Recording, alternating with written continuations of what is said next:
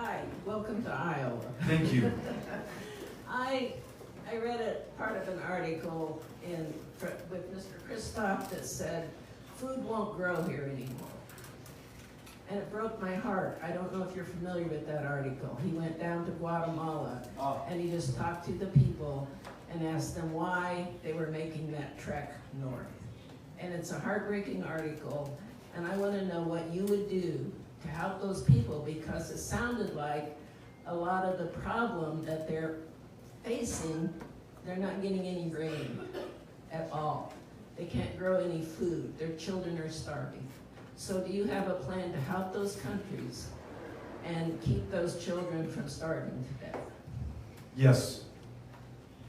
Good. This is something we're seeing all over the world, and anyone who thinks that climate change is a distinct, separate issue is dead wrong. It's involved in every single part of our life, our food, our livelihoods, the public health, our economy, the way that communities, especially lower income and communities of color, are impacted in this country. Amy and I were in West Texas during the Senate race, very small town. At a town hall like this one, only about 10 people though were there on that Sunday morning.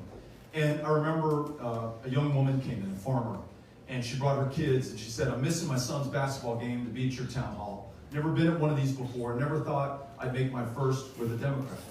But I'm here to tell you that what my grandparents planted and grew, what my parents planted and grew, I am planting, and it is not growing anymore. Climate change," she told Amy and me, "is not something we have to be prepared for. It is happening right now." She was telling us there was going to be no farm for those kids that she brought in with her. We're seeing that in the United States as well. Where things are growing right now is constantly moving north. And so you mentioned Guatemala. In addition to those kids and families who are fleeing the most violent countries on the face of the planet, we are also increasingly seeing farmers from the Northern Triangle who are facing one of the greatest droughts they've ever experienced.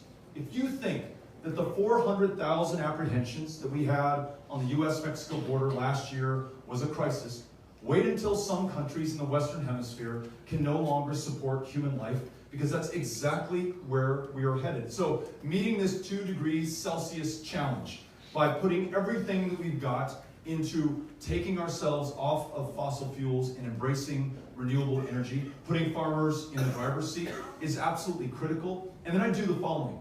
I'd also invest in solutions to violence in the Northern Triangle, and I'd also invest United States know-how in farming technology and send some of these farmers down to Guatemala and Honduras and El Salvador as well to do everything that we can to ensure that we're using best practices in those countries so that they can feed themselves. If we do that, people are going to be able to stay at home and not have to make that 2,000-mile journey. So that's the way that we can meet it in the long term and in the short term and do the right thing.